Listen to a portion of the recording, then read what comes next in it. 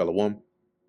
First and foremost, I want to give all praises, honor, and glory to Yahweh, Bahasham Yahawashi, Bahasham Racha Kodash. Double honors to the elders and the apostles of Great Millstone, and peace and blessings to the elect. And today we're going to go into the book of Psalms, the 50th chapter, a psalm of Asaph, by God, the judge of the righteous and the wicked. The mighty God, even the Lord Yahweh, has spoken and called the earth from the rising of the sun unto the going down thereof. Out of Zion, the perfection of beauty, God hath shined. Our God shall come and shall not keep silence. Once again, you notice how a lot of Asaph's psalms are prophetic because he was a seer. Okay, it says here, and shall not keep silence. A fire shall devour before him, and it shall be very tempestuous round about him. Does it not say in Isaiah 66 that the Lord will come with fire and with his chariots like a whirlwind? He shall call the heavens from above and the earth, that he may judge his people. Gather my saints together unto me, those that have made a covenant with me by sacrifice. And that's what he's going to do. Right? When Yahawashi comes back, he's going to gather those saints. He's going to gather that, starting with that elect. And the heaven shall declare his righteousness, for God is judge himself. Selah. Hear, O my people, which as it says, the heaven shall declare his righteousness. Now, you can also link this, with Psalm 19, and which that is a precept in Second Ezra that talks about that, right? The book shall be opened before the firmament, and they shall all see all together. So on the one hand, the way that the heavens, like in Psalm 19, are declaring the righteousness of the Lord, right, is through us, right? And the heavens are referring in that sense to the satellites that are in there, right? That transfer the signals, right, of the content that we push, and that's how it spreads throughout the whole world. Okay, it says here, hear, O my people, and I will speak, O Israel, and I will testify against thee. I am God, even thy God. Let's read this in the NLT. It says, O my people, listen as I speak. Here are my charges against you. O Israel, I am God, your God. And the Lord has brought charges against us, right? Because, our people time and time again have gone astray from the Lord. Okay, so he's saying here, I will not reprove thee for thy sacrifices or thy burnt offerings to have been continually before me. I will take no bullock out of thine house. Let's pull this up here. It says, I have no complaint about your sacrifices or the burnt offerings you constantly offer. That's not the problem that I have here. It says, I will take no bullock out of thine house, nor he goats out of thy folds.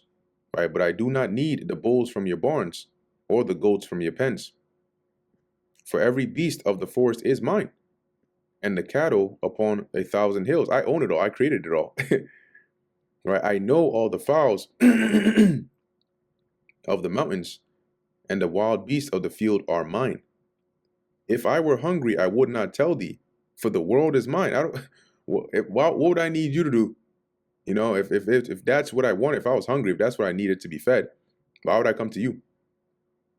For the world is mine, and the fullness thereof. The world and everything in it is mine. Right? Revelation 4 and I believe 13. It talks about that. Everything was created by the Lord for his pleasure. Will I eat the flesh of bulls or drink the blood of goats?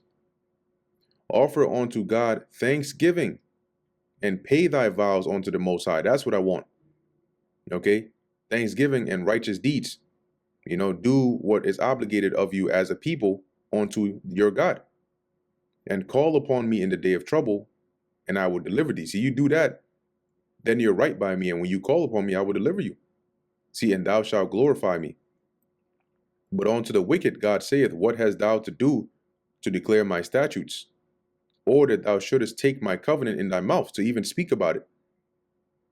Seeing thou hatest instruction, and casteth my words behind thee. Now you had, certain Israelites that did this, in transgressing against the Lord.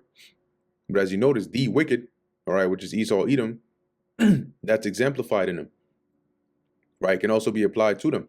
They hate instruction. They cast the words of the Lord behind them. They don't consider.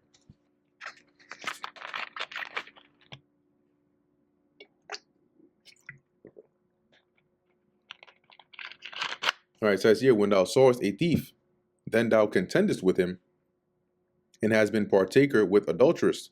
See? So you joined with evildoers, right? When you see thieves, you approve of them, and you spend your time with adulterers. Thou givest thy mouth to evil, and thy tongue frameth deceit. Did the scriptures not say that they frame mischief by a law? Forgers of lies, physicians of no value. Thou sittest and speakest against thy brother.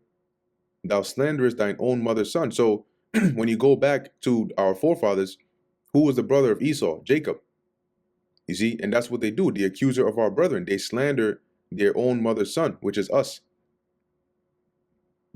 These things hast thou done, and I kept silence. See, because it wasn't time for the Lord to bring judgment upon them just yet.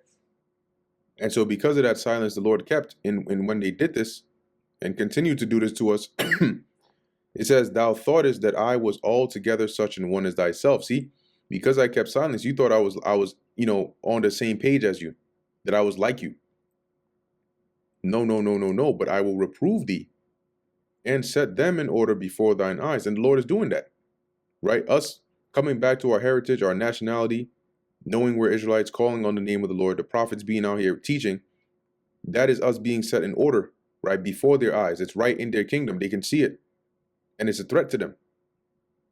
Now consider this, ye that forget God, lest I tear you in pieces, and there be none to deliver. Who's going to deliver you from the hands of the Lord? That's why Paul said, it is a fearful thing to fall into the hands of the living God. Hebrews 10:31.